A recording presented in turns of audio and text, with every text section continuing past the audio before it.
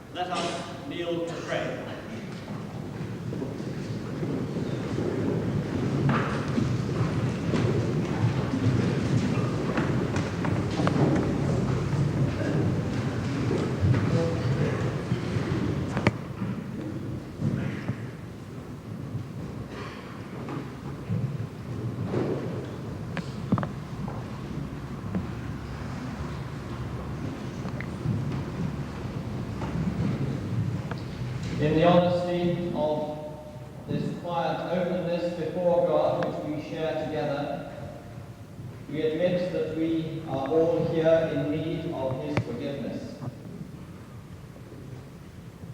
Lord, for the wounds still inflicted on your children, for infants who cry for food and get none, for the making of orphans and widows, forgive us. For those who mourn and are not comforted, for those who are guilty and are not convicted of sin, for those who are lost and have no good news proclaimed to them, but are left to think that you have rejected them, forgive us. Through the cross of Jesus, reconcile us to yourself and to each other, so that war may cease, nation may speak peace to nation, your will be done on earth and your name honored everywhere, forever. Amen. We offer to God the truth of ourselves as we pray. We offer to Him our strengths, our abilities, our successes.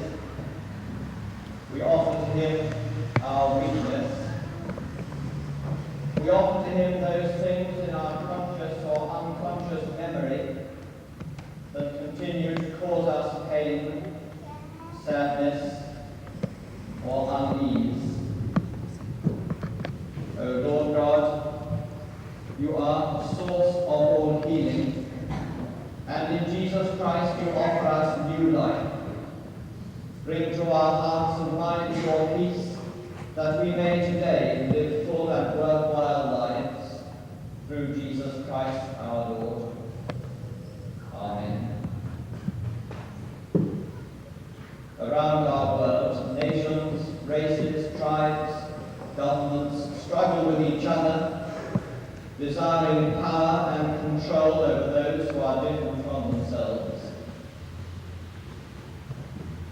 O God, creator of all peoples, source of the life of every person, have mercy upon this your world with so much disorder and conflict, both between and within nations, so much injustice, so much oppression and destruction. Grant, O Lord our God, that the mind of all peoples and their leaders may turn towards a greater desire for justice and peace. In the name of Jesus Christ our Lord. Amen. Our Lord. Amen. We think for a moment of all members of our families and our friends. Some may live a long way away, perhaps in another part of England or another part of the world.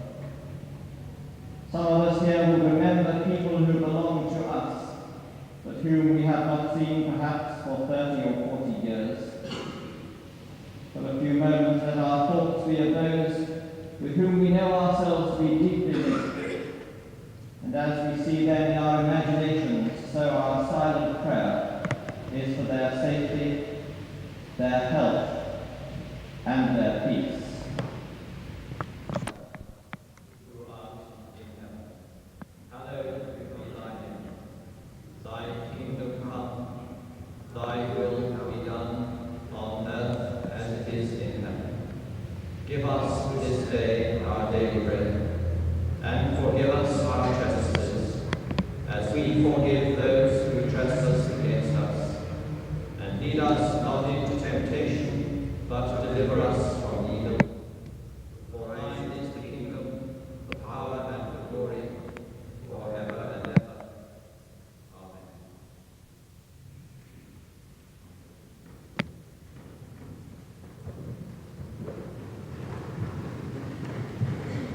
We join in singing now the second hymn on our service sheet, The Lord's my shepherd, I shall not want. We stand to sing.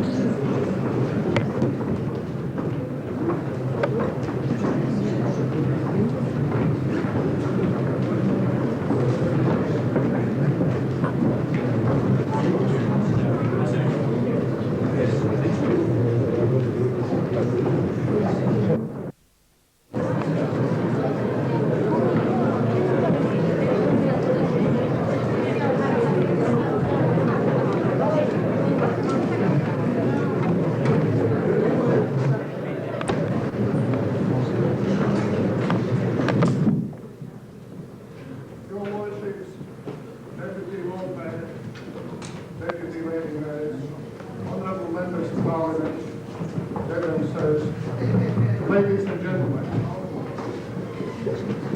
for the 14th time, the Captain Nations Committee in Bradford come together to commemorate the Captain Nations Week.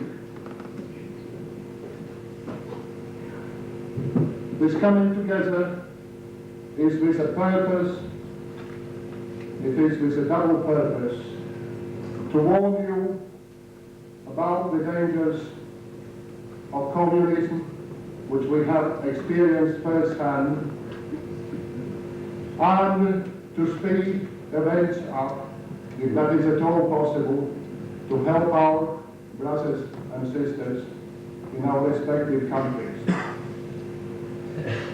It is with the feeling that the time is running out that we come together for the Captive Nations Week today and last Sunday.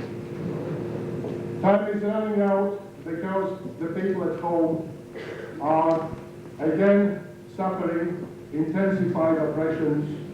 They are being deported, they are being held in custody, and the voices seeking the liberties and freedoms under Helsinki Act and others are being silenced. The time is running out also because the communists are constantly gaining ground. And those of us who keep our active interest in politics will know that the Americans are now extremely conscious about the communist onslaught on the Americas. As for us, we are the ambassadors of peoples in Eastern Europe here in exile, and it is our job indeed to tell the world what is happening to us. Tonight, however, I'm not going to say anything more. It is our pleasure and my particular pleasure to have with us here Mr John Wilkinson, Member of Parliament, and an expert Bradfordian himself. As far as Mr Wilkinson, he is also got him enrolled on our side in the British League of Freedom. So it is my particular pleasure.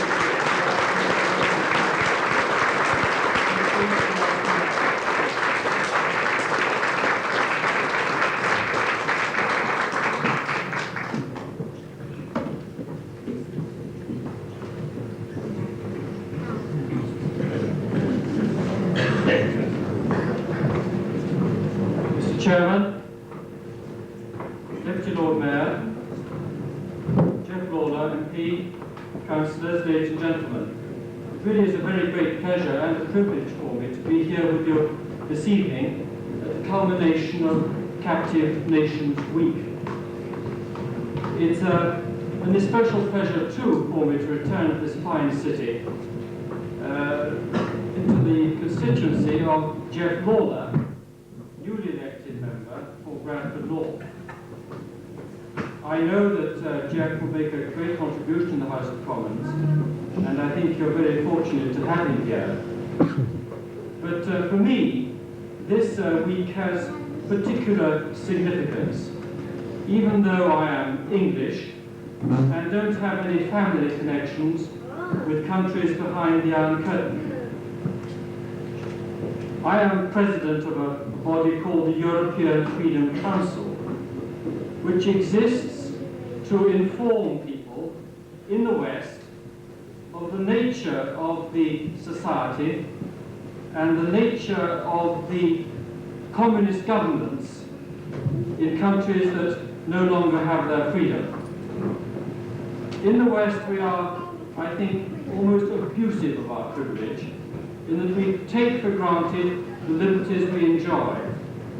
And I think those of us who, as those in this hall, understand what it is to have to live under a communist government, should do everything in our power to mobilize the political forces of the free world to educate and inform and instruct those in the free democracies of the West so that they may be better able to preserve their liberties.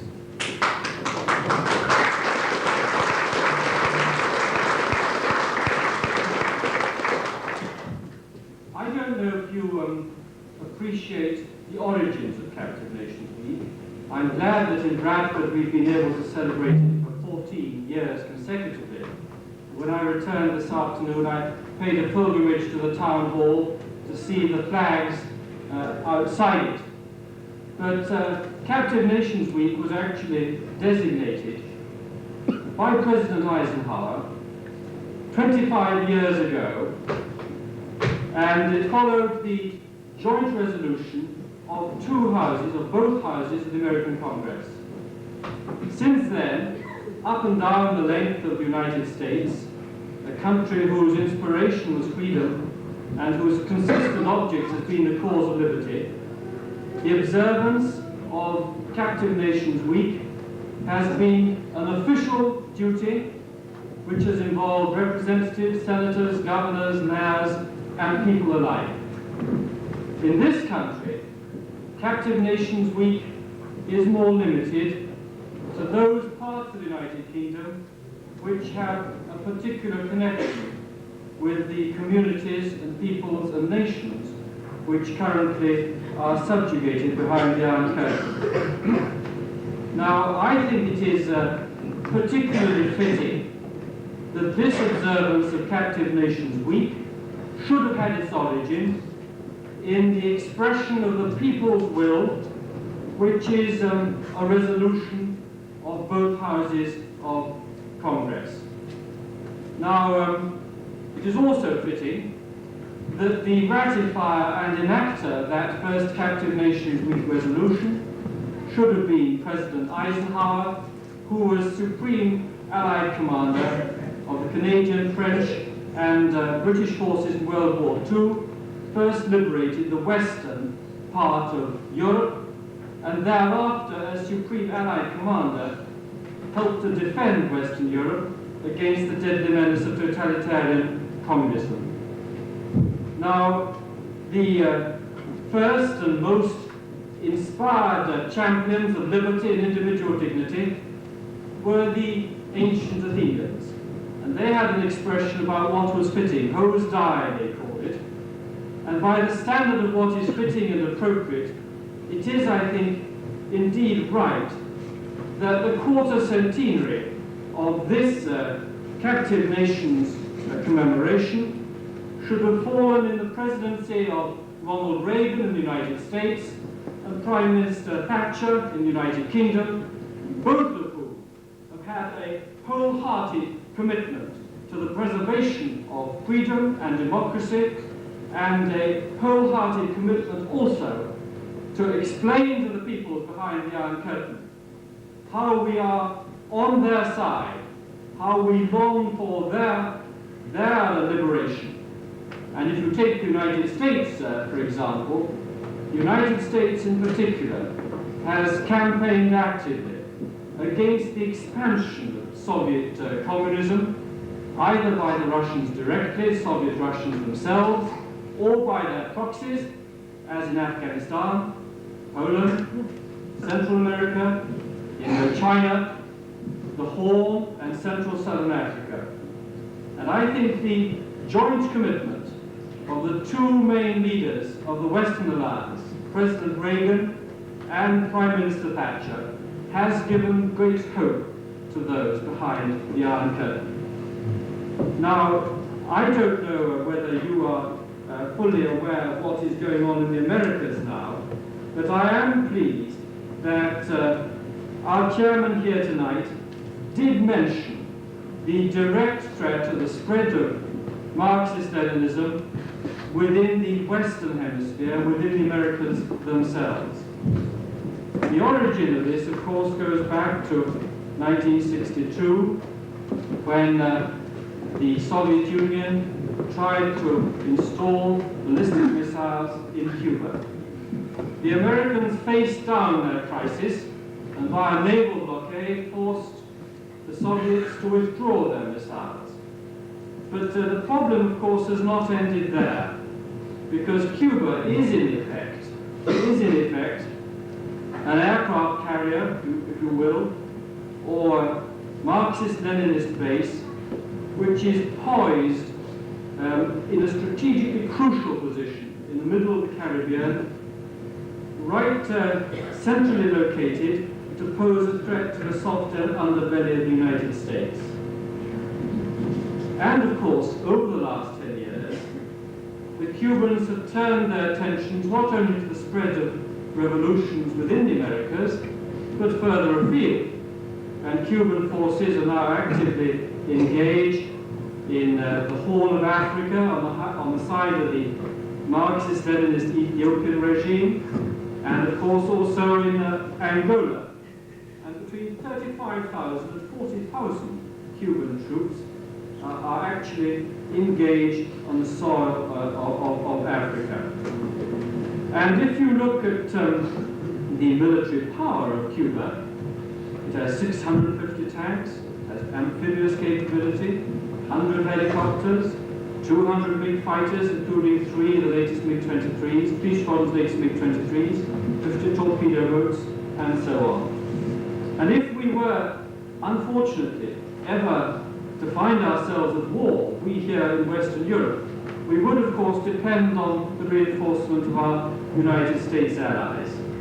And some 50% of those reinforcements would come by sea, and the threat that the Cubans could pose to those lines of communication from the southern American ports, the southern United States ports, could be considered.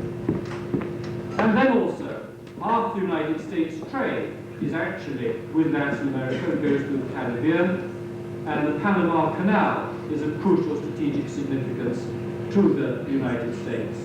So it is no accident that the Cubans are engaged on behalf of their Soviet mentors in a policy of deliberately spreading Marxist-Leninism within their area of influence in Central America. And the latest area to suffer the contagion is Nicaragua, which in 1979 saw a Sandinista revolution. You remember the regime of Somoza was replaced by the Sandinistas, who promised free elections, who promised a mixed economy, who promised a free press, all these things. What has happened? No elections, only one free newspaper remains, and there is an increasing Sovietization of the society there, and it is an alarming state of affairs.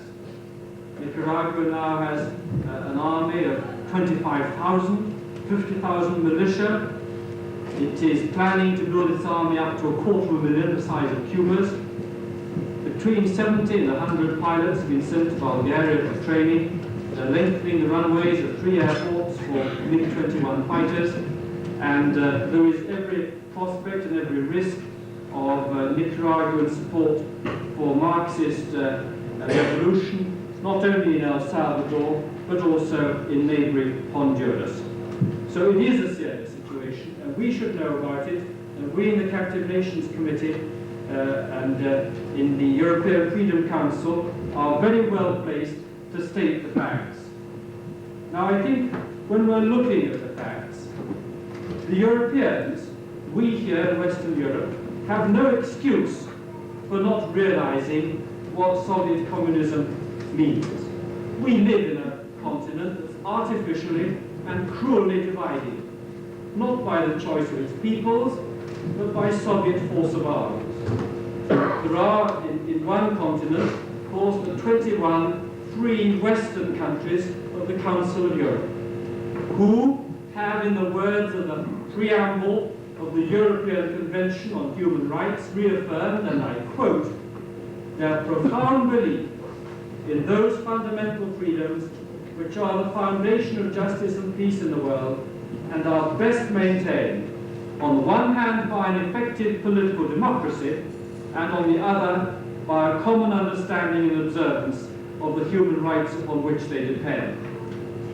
They also uneasily coexist with us in this same continent of Europe, the Soviet Union, which has created undoubtedly the largest, longest lasting, and best organized apparatus of state control, individual oppression, and imperial enslavement in the history of mankind, and its Warsaw Pact satellite states, who, with the other captive nations in the European part of the USSR, Latvia, Lithuania, Estonia, Belarus, and the Ukraine, share the degradation of proud, once independent peoples who had to subordinate their historic national heritage to the vassal status demanded by the alien Soviet Russian forces of occupation.